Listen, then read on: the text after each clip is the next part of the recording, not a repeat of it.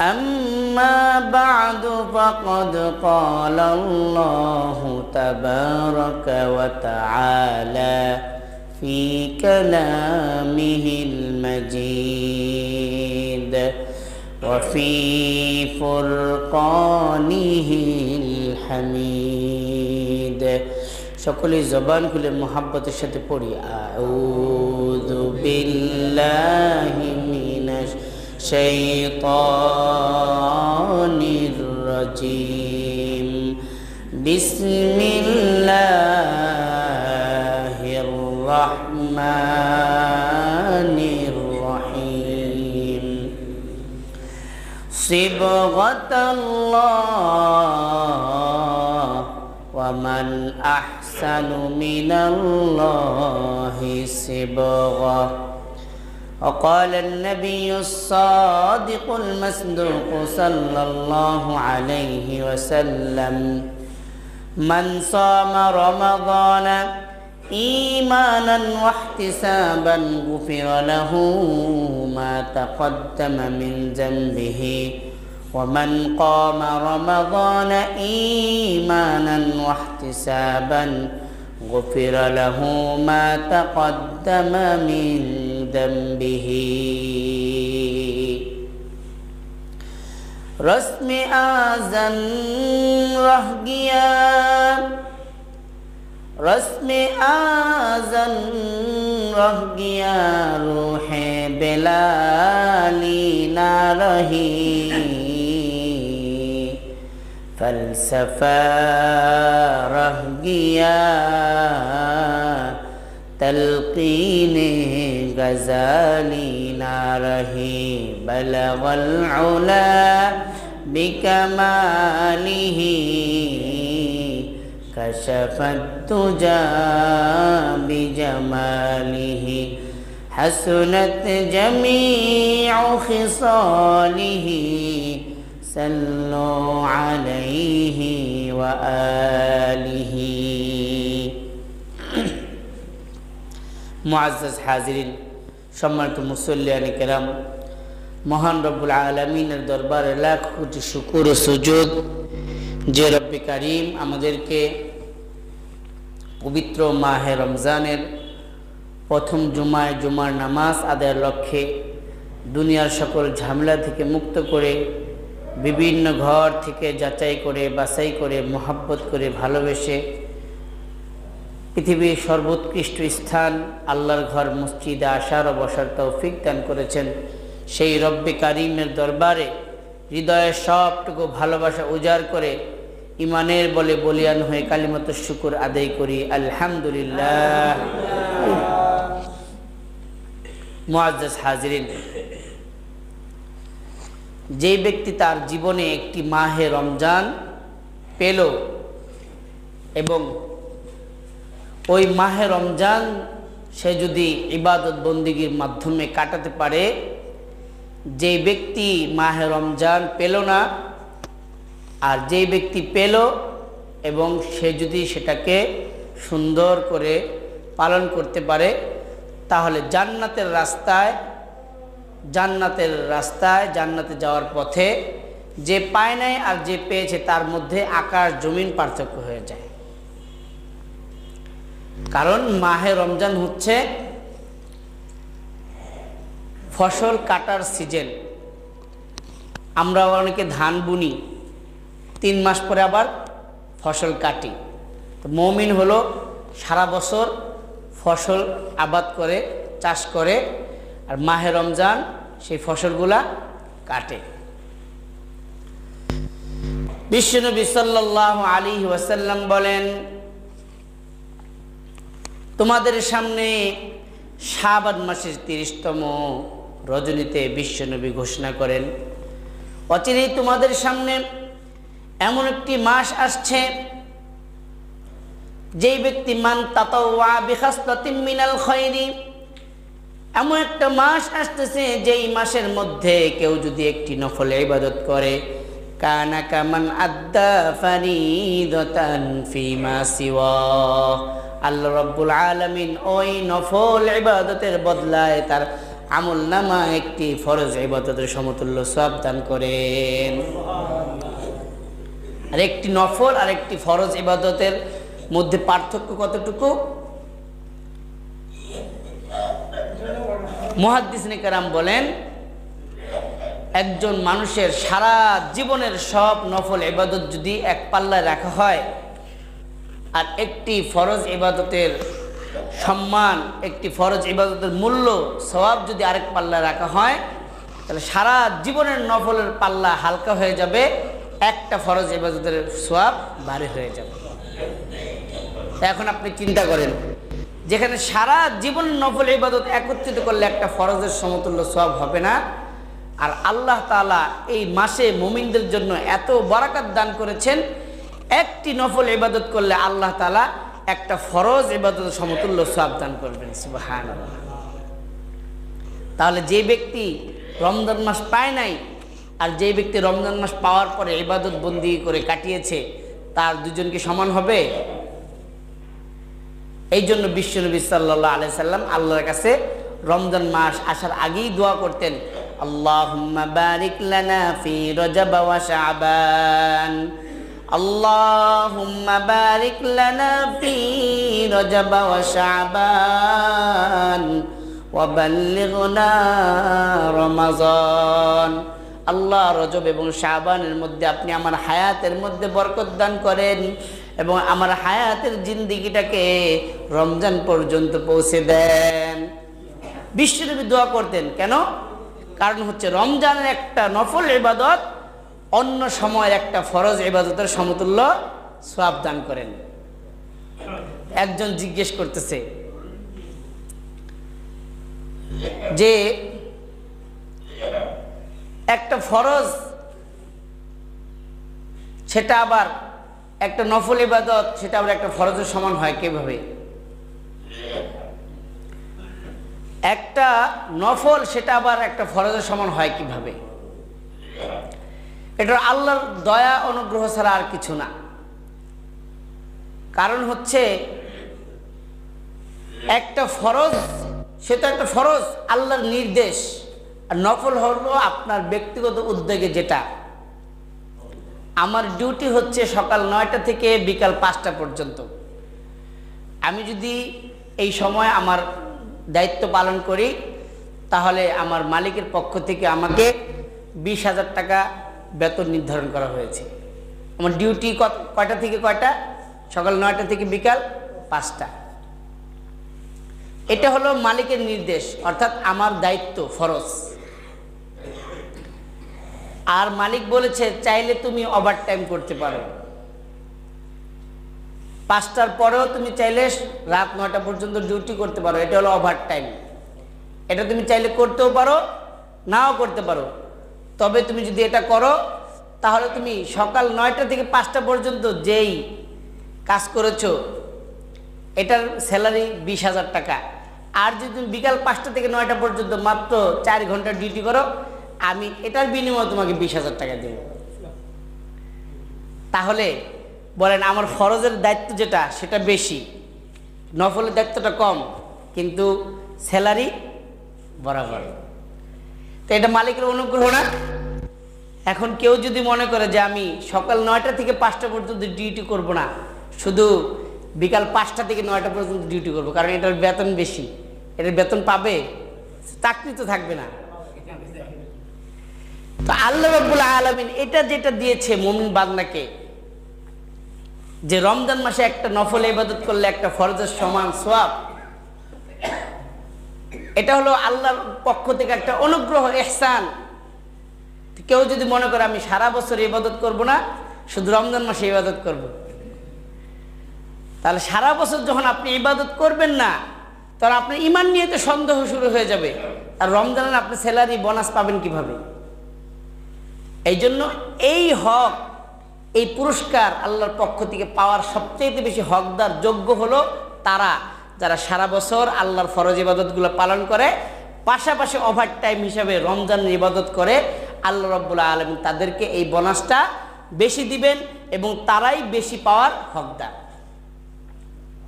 মুআজ্জাজ হাজিরিন, বিশ্বনবী সাল্লাল্লাহু আলাইহি সাল্লাম রমজানের ফজিলত সম্পর্কে অনেক হাদিস বর্ণনা করেছেন। আপনারা অনেক শুনেছেন। রাসূল করিম সাল্লাল্লাহু আলাইহি সাল্লাম রমজানের আরেকটি ফজিলত বলেছেন রোজা রাখার ব্যাপারে। রমজানের সবচেয়ে বড় ইবাদত হচ্ছে রোজা রাখা। তো রোজার কি ফজিলত গত সপ্তাহে আমরা হালকা একটু আলোচনা করেছি। রোজার কি পুরস্কার, যেমন নামাজের ব্যাপারে এসেছে, যে ব্যক্তি নামাজ আদায় করবে, সঠিক সময় নামাজ আদায় করবে, আল্লাহ রাব্বুল আলামিন তাকে 5টি পুরস্কারে পুরস্কৃত করবেন। দুনিয়ার মধ্যে একটি পুরস্কার হচ্ছে রব্বুল আলামিন তার রিজিকের সব পেরেশানি দূর করে দিবেন। সুবহানাল্লাহ। এইভাবে সব ইবাদতের বিভিন্ন পুরস্কারের কথা হাদিস শরীফে এসেছে, কিন্তু রোজা রাখলে আল্লাহ তাআলা বান্দাকে কি পুরস্কার দিবেন এই কথা হাদিস শরীফে আসে নাই। তো রোজা রাখলে কোনো পুরস্কার নাই? আমরা এত কষ্ট করে রোজা রাখবো, এর বিনিময়ে কিছুই পাবো না? রব্বুল আলামিন বলেন হাদিসে কুদসি, হাদিসে কুদসি বলা হয় আল্লাহর রাসূল বলেছেন, কিন্তু কথাটা আল্লাহর। আল্লাহ তাআলা আল্লাহ রাসূলের মুখ দ্বারা আল্লাহর কথাগুলো বের করেছেন, এটাকে বলা হয় হাদিসে কুদসি। হাদিসে কুদসির মধ্যে বলেন আস-সাওমু লি ওয়া আনা আজজি বিহি, বান্দা রোজাগুলা একমাত্র আমি আল্লাহর জন্য রাখে। বান্দা যদি একমাত্র আমি আল্লাহর জন্যই রোজা রাখে, ওয়া আনা আজজি বিহি, আমি বান্দাকে কোনো ছোটখাটো প্রতিদান দিয়ে লজ্জিত করব না, বরং কিয়ামতের ময়দানে আমি আল্লাহ বান্দার প্রতিদান হয়ে যাইব। আল্লাহ স্বয়ং যদি আপনার প্রতিদান হয়ে যায়, আপনার জাহান্নামে যাওয়ার ভয় আছে? জান্নাতে নিয়ামত কম পাওয়ার কোনো ভয় আছে? আপনার যত লাগবে আল্লাহ তত দিবে, কারণ স্বয়ং আল্লাহ আপনার পুরস্কার হয়ে গেছে। আর রোজাটা সাধারণত মানুষ আল্লাহর জন্যই রাখে। আমি হজ করতে গেলাম, আমার হজের মধ্যে, হজের পাশাপাশি আমার সুনাম সুখ্যাতির একটা ব্যাপার আছে। হজ করে আসার পরে একজন বলতেছে আব্দুল করিম ভাই, হজে যাওয়ার আগেও মানুষ আব্দুল করিম ভাই ডাকতো, হজ থেকে আসার পরও বলতেছে আব্দুল করিম ভাই, কিন্তু এখন তার মেন্টালিটি ঠিক নাই। এখন বলতেছে তুমি আমাকে আব্দুল করিম বললা কেন? কি বলবো? আমি হজ করে আসলাম, তুমি হাজি বলবা না? তাহলে বললেন যে হজে গেছিল, হজের পাশাপাশি সুনাম সুখ্যাতির একটা ব্যাপার আছে না নাই? যদি এরকম মনে হয় যে আমাকে হাজি বললো না কেন, তাহলে বোঝা যাচ্ছে হজের পাশাপাশি তার সুনামেরও একটা আশা ছিল। আবার নামাজ পড়তেছে দীর্ঘদিন যাবত, তো সে যদি সব মুসল্লিদেরকে কোথাও দাওয়াত দেয়, সে যদি ওই দাওয়াত থেকে বঞ্চিত হয়, তাহলে বলে আমি 20 বছর যাবত এই মসজিদে নামাজ পড়ি, আমাকে চোখে দেখে নাই? তাহলে নামাজের পাশাপাশি লোক দেখানোর একটা বিষয়ও তার মধ্যে কাজ করে। আবার কোরবানির সময় বলে এই বছর এই এলাকার মধ্যে সবচেয়ে বড় গরুটা আমি কিনেছি। জাকাত দেওয়ার সময় লাইন ধরে আমার বাড়ির সামনে মানুষ জাকাত নেয়, প্রতি বছর আমি 5 লক্ষ টাকার জাকাত দেই। লোক দেখানোর একটা ব্যাপার কাজ করে। কিন্তু রোজা এমন একটা ইবাদত যে আমি যে আজকে রোজা আছি, এটা আমি আর আল্লাহ ছাড়া পৃথিবীর আর কেউ এর সাক্ষী হতে পারবে না। আমি আজকে ফজরের সময় রোজা রাখার নিয়তে সেহরি খেয়েছি, ঘুম থেকে ওঠার পরে যে পানি খাই নাই, এটার সাক্ষী কে দিবে বলেন? একমাত্র আমিই বলতে পারবো যে আমি আজকে রোজা রাখছি, এক ফোঁটা পানিও খাই নাই। কিন্তু আমি যদি মানুষের চক্ষুর আড়ালে ঘরের অন্ধকারে কোনো কিছু খাই রোজা রেখে, তাহলে আমি যদি বলি মুখে আমি রোজা, পৃথিবীর কেউ এর বিপক্ষে সাক্ষী দিতে পারবে যে আমি রোজা নাই? তাহলে যে রোজা রেখেছে এবং যে বলে আমি রোজাদার, নিজেকে রোজাদার দাবি করে, সে একমাত্র কার জন্য করে? আল্লাহর জন্য করে। কারণ মানুষের ভয়ে কখনো কেউ রোজা রাখতে পারে না। সে আপনাকে মুখে মুখে বলবে আমি রোজাদার, কিন্তু ঘরের অন্ধকারে গিয়েই সে কিছু খেয়ে ফেলবে। এই জন্য সাধারণত আমরা যারা রোজা রাখি, কার ভয় রাখি? আল্লাহর ভয়। এই জন্য আল্লাহ বলেছেন রোজার 1 নম্বর ফায়দা হলো কামা কুতিবা আলাল্লাযীনা মিন ক্বাবলিকুম লাআল্লাকুম তাত্তাকুন। আল্লাহ তোমাদের উপর এই জন্য রোজা ফরজ করেছে যাতে করে তোমরা মুত্তাকি হও, আল্লাহকে ভয় করো। কারণ আল্লাহর ভয় ছাড়া কোনো মানুষ রোজা রাখতে পারে না। আপনার সামনে রং বেরঙের খাবার, ইফতারির সময় 14 ঘন্টার দিন। এখন আমরা যে রোজা রাখতেছি কত ঘন্টা? 14 ঘন্টার দিন। ক্ষুধার যন্ত্রণায় পেটের মধ্যে চৌচির করতেছে, পিপাসায় বুকের ছাতি ফেটে যাওয়ার উপক্রম। আবার আপনার সামনে রং বেরঙের খাবার, আপেল, কমলা, মালটা, আঙ্গুর, কত ধরনের খাবার, কিন্তু খাচ্ছেন না। তো ফেরেশতারা আল্লাহর কাছে বলে, আল্লাহ আপনার বান্দা কত রকমের খাবার সামনে বসে আছে কিন্তু খায় না। তখন আল্লাহ বলেন, আমি বলেছিলাম পৃথিবীতে আমি এমন একটা জাতি বানাবো যারা আমার ইবাদত করবা, আমার ইবাদত বন্দি করবে, কিন্তু তোমরা বলেছিলা আল্লাহ এমন কোনো জাতি বানাবার কোনো দরকার নাই। ফেরেশতারা বলছিল না? আল্লাহ বলেছেন, ইন্নী জাআইলুন ফিল আরদি খলিফা, আমি পৃথিবীতে আমার বান্দাদেরকে পাঠাবো যারা আমার প্রতিনিধিত্ব করবে, আমার হুকুম বাস্তবায়ন করবে। ফেরেশতারা বলে, আল্লাহ আপনি কি এমন একটা জাতি বানাবেন ওয়াসফিকুদ দিমা, যারা নিজেরা খুন খারাপি মারামারি করবে? এদেরকে বানাবার দরকার নাই। ওয়ানাহনু নুসাব্বিহু বিহামদিকা ওয়া নুকদ্দিসু লাক, আমরা তো আপনার ইবাদত বন্দেগীর জন্য যথেষ্ট, আবার মানুষ বানানোর কি দরকার? আল্লাহ বলেন, ইন্নী আ'লামু মিনাল্লাহি মা লা তা'লামুন, আরে আমি যা জানি তোমরা তা জানো না।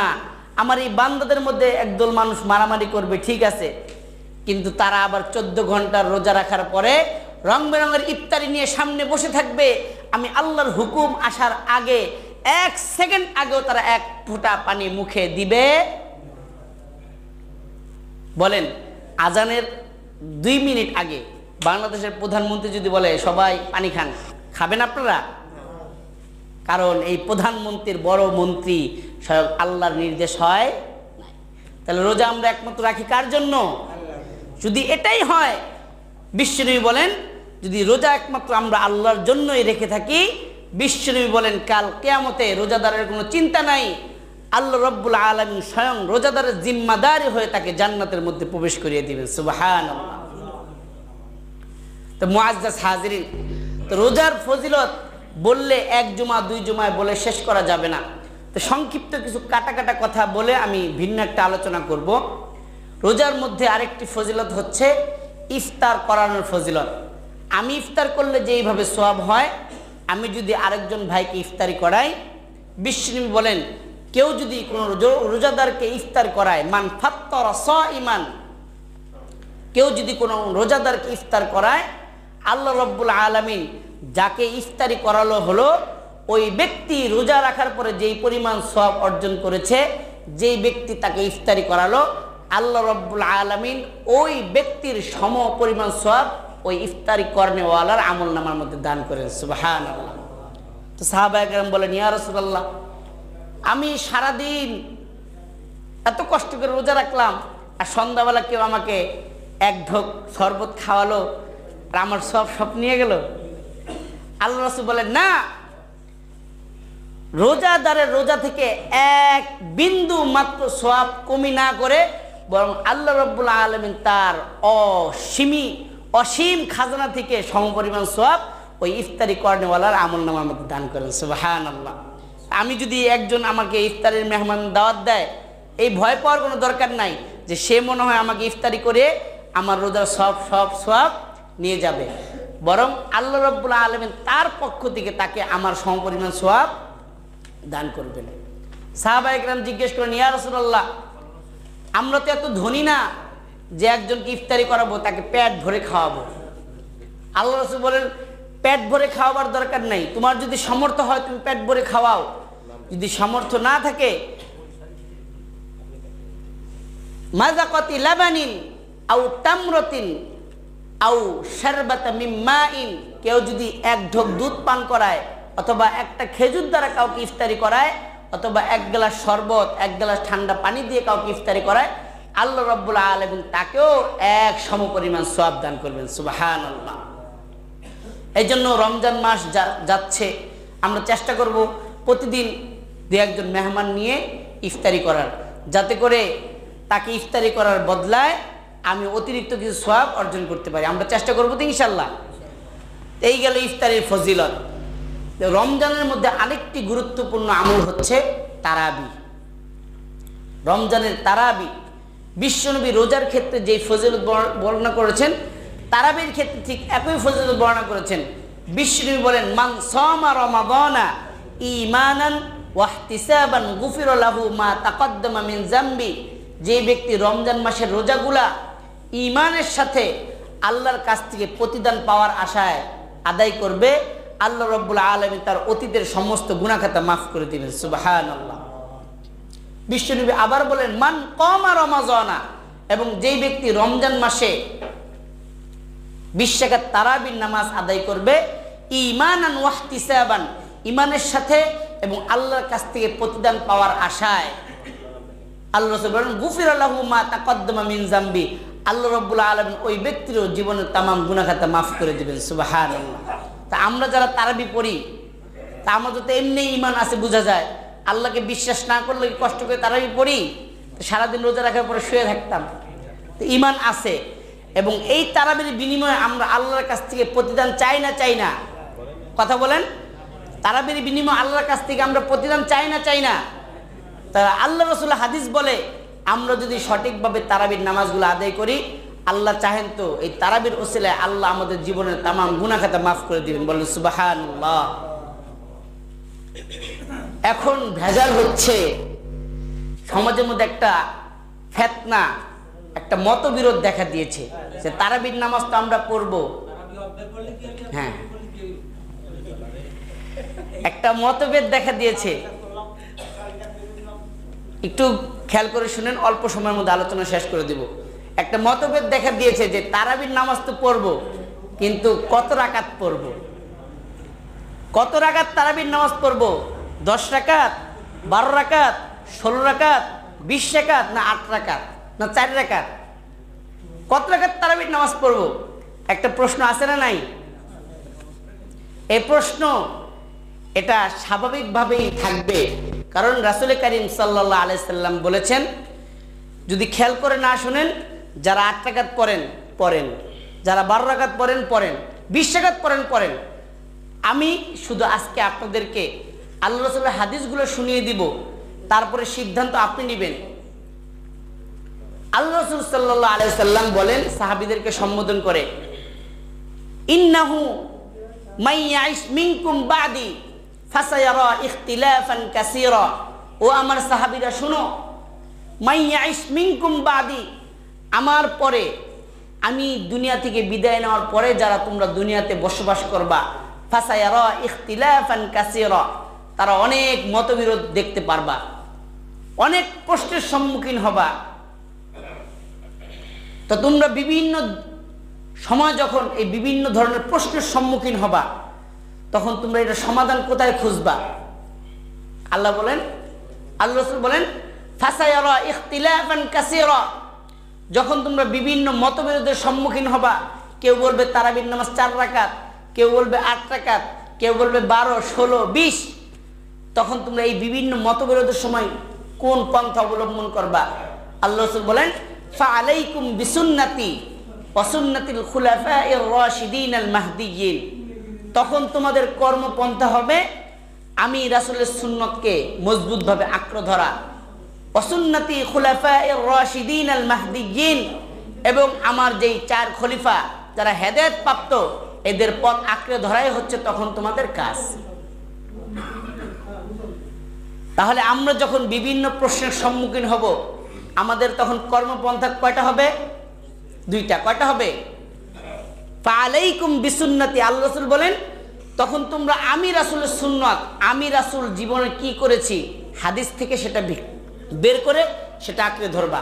ওয়া সুন্নাতিল খুলাফায়ে রাশিদিনাল মাহদিয়্যিন, এবং আমার হেদায়েত প্রাপ্ত 4 খলিফা আবু বকর, ওমর, ওসমান, হযরত আলী রাদিয়াল্লাহু তাআলা আনহুম, এদের কর্মপদ্ধতি তোমরা আঁকড়ে ধরবা। তাহলে আমরা যে এখন এই মতবিরোধের মধ্যে পড়েছি, তারাবির নামাজ কয় রাকাত, আমাদের সামনে রাস্তা কয়টা? কথা বলেন। আল্লাহ রাসূল কি করেছেন, সাহাবারা কি করেছেন, আমরা যদি রাসূল কি করেছেন আর সাহাবারা কি করেছেন এটা যদি জানতে পারি, তাহলে আমাদের এই প্রশ্নের সমাধান হবে না হবে না? কথা বলেন। রাসূল কি করেছেন, সাহাবীরা কি করেছেন, এইটা জানার পরেও যদি আপনি ভিন্ন পদ্ধতি ভিন্ন রাস্তা অবলম্বন করেন, তাহলে আপনি রাসূলের কথা মানলেন না। তাহলে এখন আমরা জানবো যে তারাবির ক্ষেত্রে রাসূলের কর্মপন্থা কি ছিল।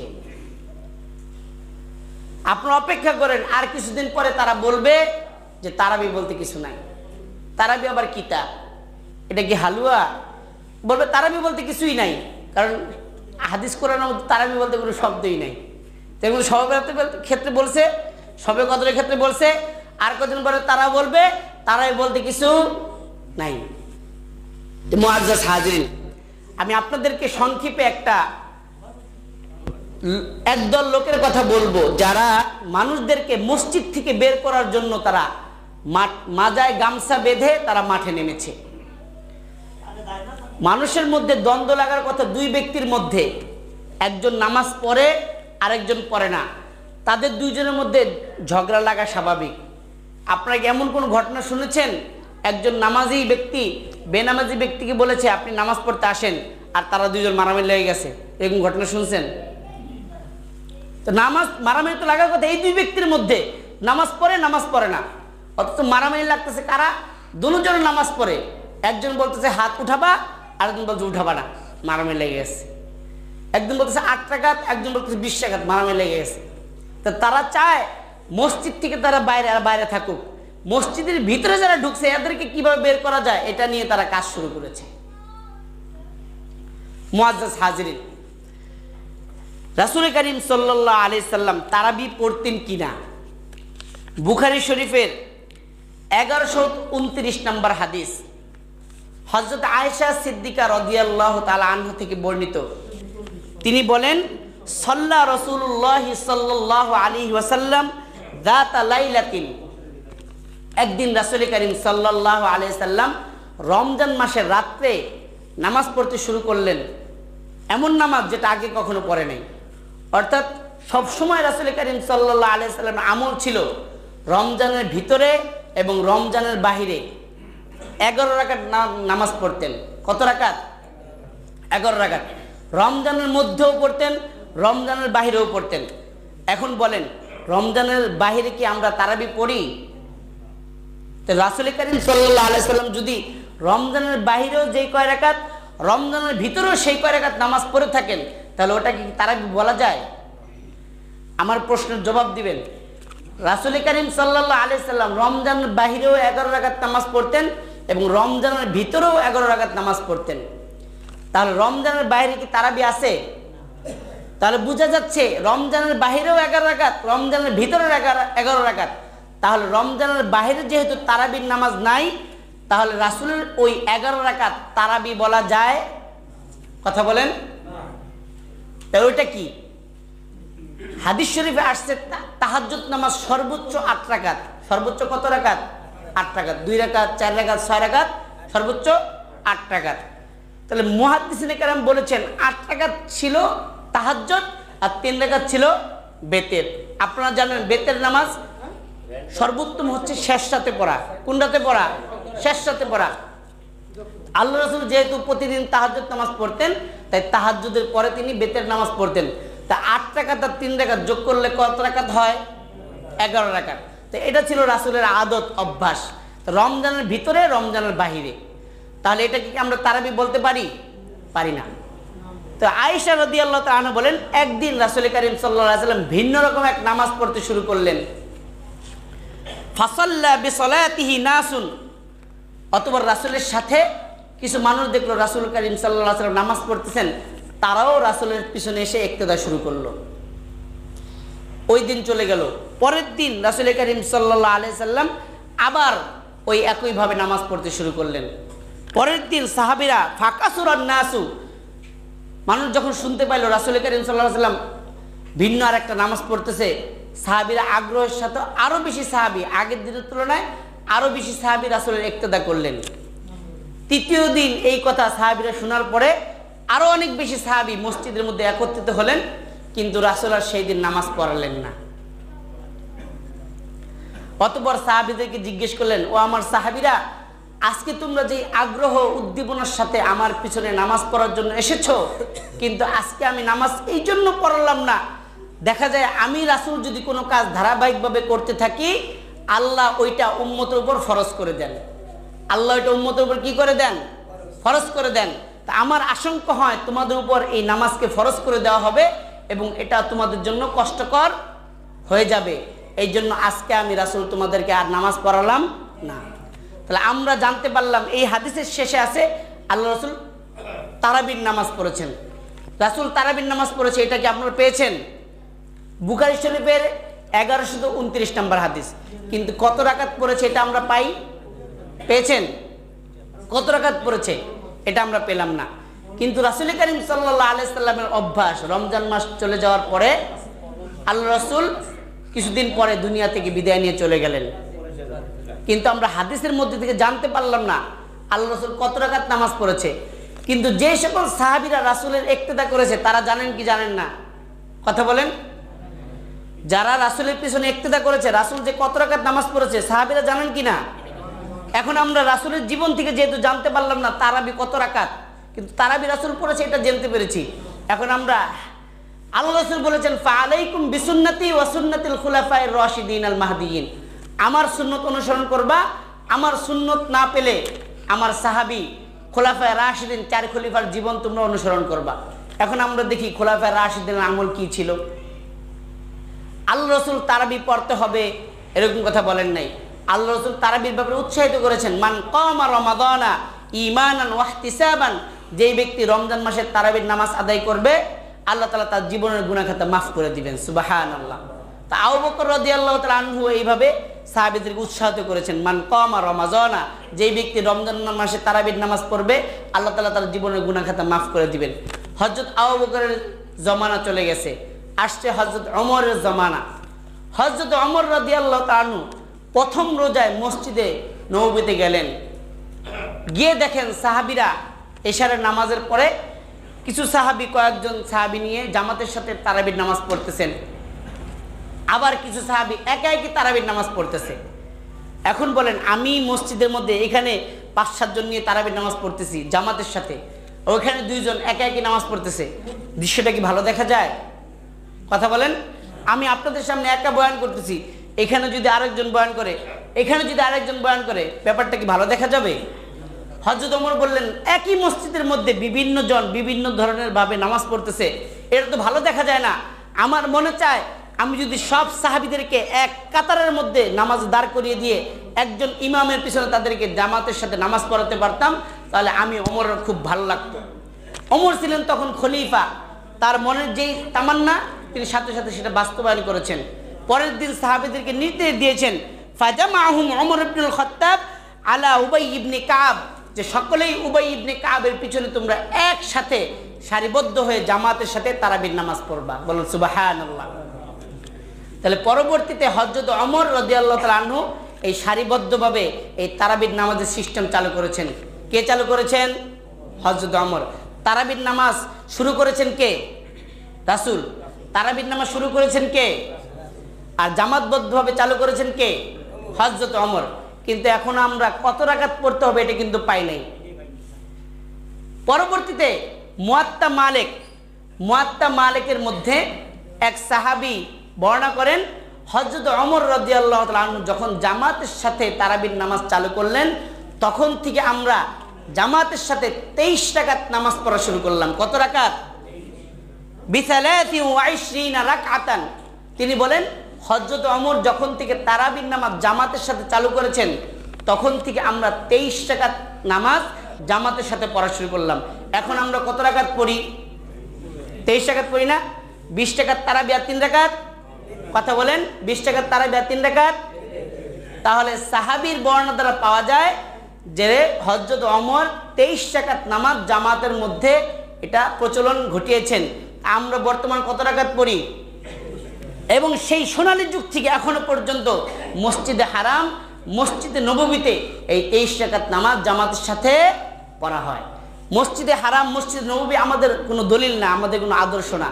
তবে আমরা দেখালাম যে তারা তো রাসূলের যুগ সম্পর্কে ভালো জানেন, হাদিস সম্পর্কে ভালো জানেন, তারা যেহেতু 23 রাকাত পড়তেছে, আমাদের আমল তাদের আমলের সাথে মিলে যায় এবং এই আমল হাদিসের সাথেও মিলে যায়। বলেন সুবহানাল্লাহ। তো যারা বলে 8 রাকাতের কথা, তারা ওই যে আমি যে হাদিসটা বললাম আগে আপনাদেরকে, যে রাসূল রমজানের ভিতরে এবং রমজানের বাইরে কত রাকাত নামাজ পড়তেন? 11 রাকাত, 3 রাকাত বেতের আর 8 রাকাত তাহাজ্জুদ। তারা বলে এই 8 রাকাত হলো তারাবি। তাহলে আমি বলতে চাই, যদি আমরা তাদের কথা মেনে নেই, মনে করেন যে 1 সেকেন্ডের জন্য মেনে নিলাম 8 রাকাত তারাবি, 8 রাকাত তারাবি, কিন্তু বিশ্বনবী বলেছেন মান তাতাওয়া বিখাসলাতিন মিনাল খায়রি, যেই ব্যক্তি রমজান মাসে একটা নফল ইবাদত করলো, আল্লাহ তাআলা তার আমলনামায় একটা ফরজ ইবাদতের সমতুল্য সওয়াব দান করবেন। সুবহানাল্লাহ। তা আপনি যদি 20 রাকাত নামাজ পড়েন, 20 রাকাতের মধ্যে 8 রাকাত আছে না নাই? মনে করেন আপনার 8 রাকাত তারাবি আর বাকি 12 রাকাত অন্য নফল নামাজ, আপনার কি গুনাহ হবে? কিন্তু আল্লাহ রাসূল যদি 20 রাকাতই পড়ে থাকেন, যেটা আমার হাদিস বলতেছে, বুখারী শরীফের হাদিস বলতেছে, মুয়াত্তা মালিকের হাদিস বলতেছে, আল্লাহ রাসূল 20 রাকাত তারাবি পড়েছেন। সত্যিকার অর্থে এই হাদিস যদি কিয়ামতের দিন আমার বিপক্ষে সাক্ষী দেয়, আল্লাহ রাসূল বলেন আমি 20 রাকাত তারাবি পড়েছি, তুমি 8 রাকাত পড়লা কেন? আপনি আর 12 রাকাত কোথায় পাবেন? আমি তো যদি 8 রাকাতের হাদিস সহিহ হয় এবং এটাই যদি রাসূলের আমল হয়, আমার 20 রাকাতের মধ্যে 8 রাকাত নামাজ আছে না নাই? কিন্তু রাসূলের হাদিস যদি 20 রাকাত হয় আর আপনি 8 রাকাত পরে বের হয়ে গেলেন, বাকি 12 রাকাত আপনি কোথায় পাবেন? এই জন্য মুআজ্জাজ হাজিরিন, আল্লাহ রাসূল বলেছেন ইখতিলাফান কাসীরা, তোমরা অনেক মতভেদ দেখতে পারবা আমার চলে যাওয়ার পরে, তখন তোমাদের কর্ম পদ্ধতি হবে দুইটা, ফাআলাইকুম বিসুন্নতি, আমি রাসূলের সুন্নাত অনুসরণ করবা, ওয়া সুন্নাতিল খুলাফায়ে রাশিদিন আল মাহদিয়িন, এবং আমার সুন্নতের মধ্যে যদি না পাও তাহলে খুলাফায়ে রাশিদিনের সুন্নতকে তোমরা অনুসরণ করবা। তাহলে আমরা রাসূলের সুন্নতের মধ্যে পেয়েছি তারাবি এবং খুলাফায়ে রাশিদিনের সুন্নতের মধ্যে পেয়েছি জামাতের সাথে তারাবি এবং 20 রাকাত তারাবি। আমরা আল্লাহ রাসূলের সুন্নত এবং সাহাবীদের সুন্নতকে আঁকড়ে ধরতে চাই এবং এই সুন্নত নিয়ে আমরা খুশি থাকতে চাই। বর্তমান জমানার কোনো বেদাতি, কোনো নামাযহাবী, কোনো স্বৈরাচারী, কোনো কৌশলকারী, তাদের খপ্পরে আমরা পা দিতে চাই না। বিশ্বনবী আবার বলেন ওয়া ইয়াকুম ওয়া মুহদাসাতুন, তোমরা খবরদার, সাবধান, তোমরা দেখবা আমার পরে নতুন নতুন অনেক জিনিসের আবির্ভাব হবে। ইয়াকুম ওয়াল বিদআ ফাইন্নাল বিদআতা তাহদি ইলা যালালা ওয়াজ যালালাতু ফিন্নার, প্রত্যেক বেদাত গোমরাহির দিকে আহ্বান করে আর প্রত্যেক গোমরাহি পথভ্রষ্ট, আর প্রত্যেক পথভ্রষ্টর ঠিকানা হচ্ছে জাহান্নাম। তাহলে আপনারা কি রাসূলের সুন্নাত মানবা, সাহাবীর সুন্নাত মানবেন, না বর্তমান লামাযহাবের কথা মানবেন? সিদ্ধান্ত আপনাদের, দ্য ডিসিশন ইজ ইয়োর। আল্লাহ রাব্বুল আলামিন আমাদেরকে রাসূল এবং সাহাবীদের সুন্নতকে আঁকড়ে ধরে জীবনযাপন করার তৌফিক দান। সকলে বলুন আমিন।